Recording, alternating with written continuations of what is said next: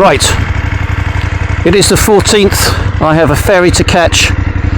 My bag's loaded up on the bike, and I've also got a fuel canister with 5 litres of fuel in it, because there's petrol stations, gas stations are few and far between apparently. So the bike's going to be a little bit top heavy again. I'll talk about that in a moment, I guess, but yeah, I'm on my way. Simon is flying home to Australia. He's just not fit enough to do this. It's as simple as that. So much as we wanted to do this together, we can't.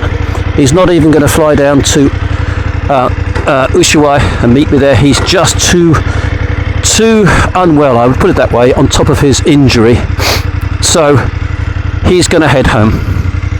So I'm on my own now, and I'm okay. I'm cool with that. It's fine.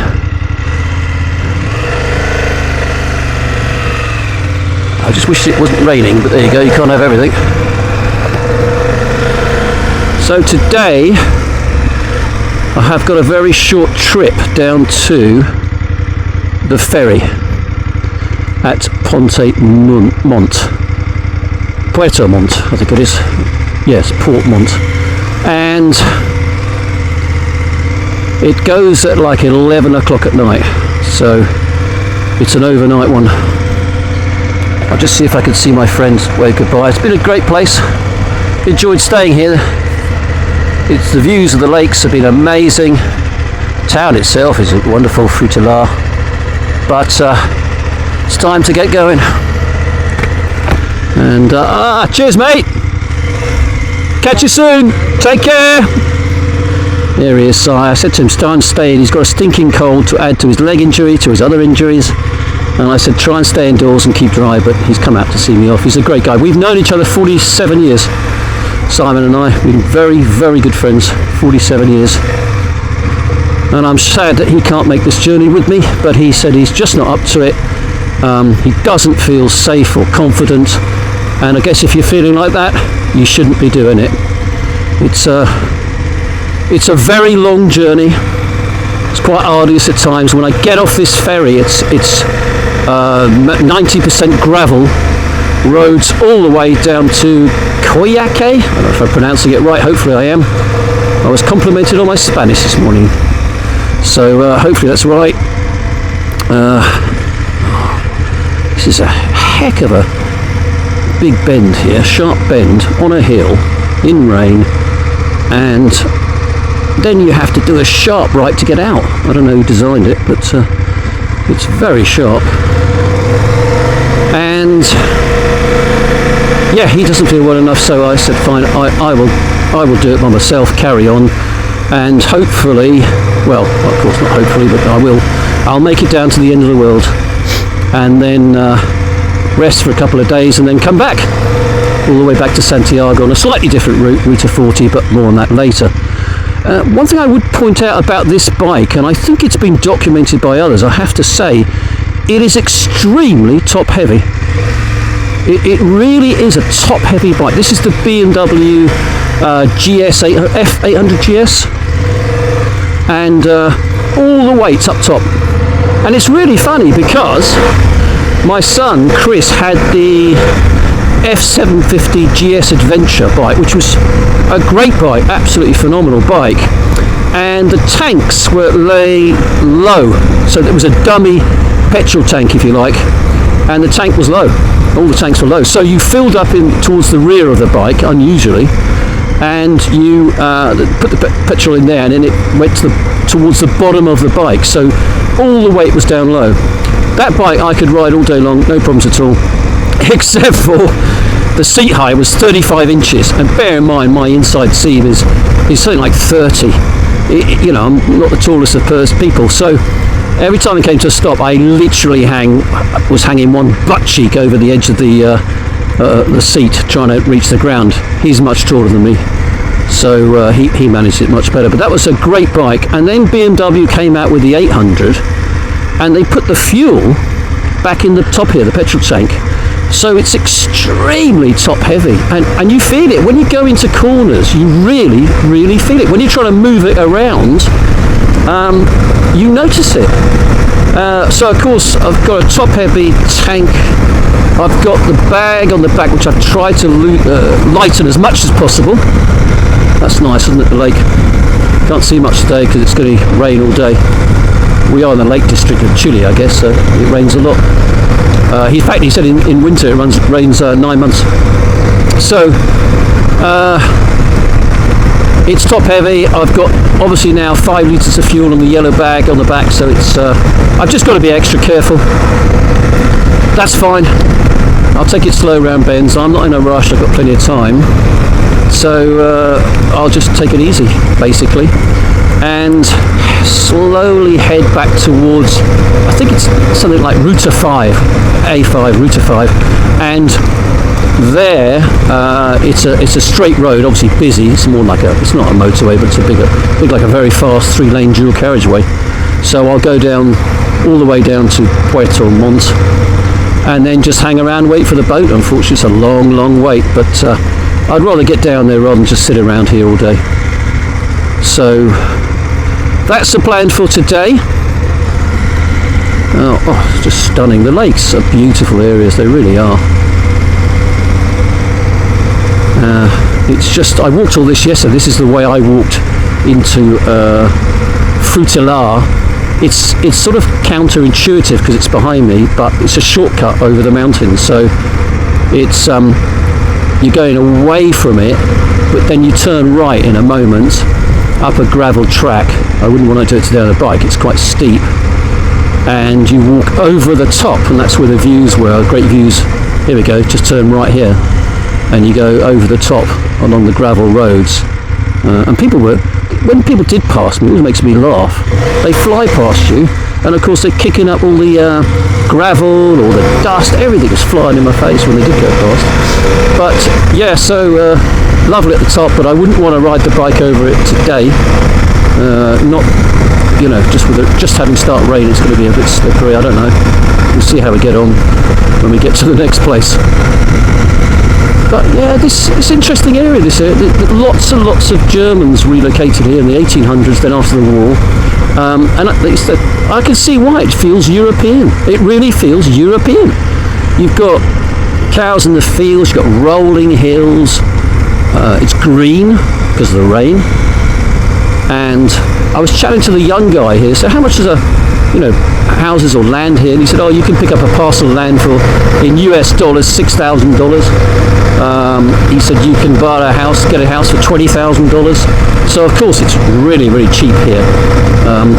However, there's not a lot going on. Cow's quite happy there. Oh, cool. Quite happy there.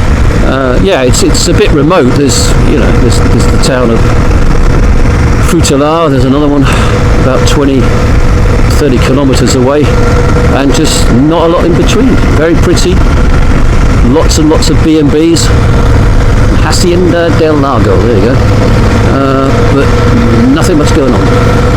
So it's going to be a bit strange getting down to the port and all the chaos of the port, and then of course I guess queuing with a load of cars and maybe other bikers who are doing the same journey, making their way down to Argentina and then onwards to Ushuaia. And hopefully we'll meet some bikers along the way, and not necessarily to ride with them, but it's always nice to know that there are other people doing the trip with you, and you can help them and they can help you if the worst comes to worst and you drop the bike. Because if I drop this bike, I mean, I used to have a BMW 1200, the R12 GS, the big one, back in the day, 2015 model, LC, liquid cooled, and it was 245 kilos, but honestly, really well balanced, and I could pick it up. So hopefully, if worst case situation comes and I drop this, I can pick it up, but I don't know I can, because as I say, the weight's up high. I'll unpack it. I usually tend to do the old sort of sit my butt on the saddle and use my quads to lift up bikes, because you've got a lot more strength in the quads, obviously. So that's the plan. Well, I suppose the plan A is don't drop the bike, and plan B is know how to pick it up. But As we used to say all the time, and do say in bikes, it's not a case of if you drop the bike, it's when you drop the bike. So I know Simon dropped it 3 times, and I remember my brother dropped his own bike once and did a bit of damage to the old Triumph Bonneville. And certainly I had a Harley, what was it, Street Glide, and I tried to turn, it was usually a right hand bend really slowly, and of course I dropped it. So, you know, it does happen. I just don't want it to happen in the middle of nowhere, and obviously I hurt myself or something. Oh, by the way, Simon tried to set up the Garmin InReach that he's got. He pays a subscription, and it's a little thing. A lot of people, riders, use them, and they're a really great idea because you can press a button, SOS button, and out will come people to rescue you. I saw Itchy Boots had one. Oh gosh, the guy, the Harleys, he makes me laugh. $1 Million Bogan, he's a funny guy, and he used it as well. So Simon said, "Oh, take this, I'll set it all up." Gosh, could we set it up? No, it just went on and on. We tried everything. We finally got a connection via Bluetooth, but he couldn't get it so it would authorise that if there was a problem, I could press the button, it would come to me. It said only to the person who's registered.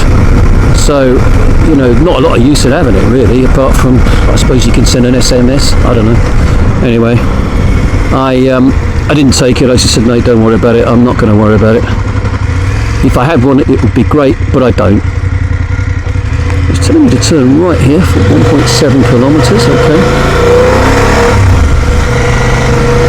So, I'm hoping that nothing goes wrong between towns. I get to towns, villages, and I can get into a hotel, and I can get on the Wi-Fi and let everyone know I'm safe, and that would be great. And I'll just take every day as it comes. I have done big journeys before. Admittedly, I was younger. When I was 17, nearly 18, and just 17, I rode my Bonneville, Triumph 650 Bonneville all the way to Spain. I've hired bikes all over the states, you know, North, New England, Florida, all the way down, West Country, Las Vegas, west of the country. And I've ridden off-road in Cambodia, I've ridden bikes in New Zealand, Australia, I mean every road in Europe.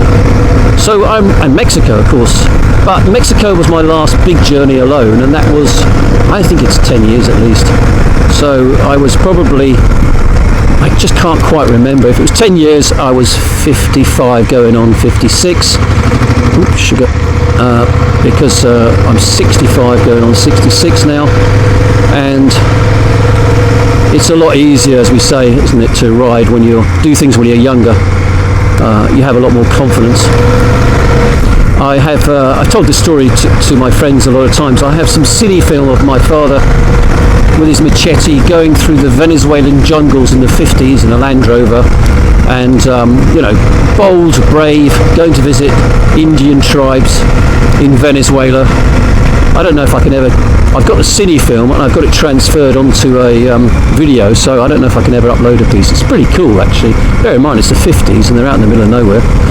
And anyway, towards the end of his life, as he got older, he retired to Caerphilly in Wales because he's Welsh, and he said that he didn't want to drive anymore round Caerphilly. He said he'd lost his nerve, and my brothers were talking at the night at the same time saying, it's incredible, isn't it, that your world starts to shrink, you lose your nerves. Not everybody, hey, I'm being generalistic, but I can see it happening for sure. You know, you definitely start to think, oh dear, what if this happens, what if that happens?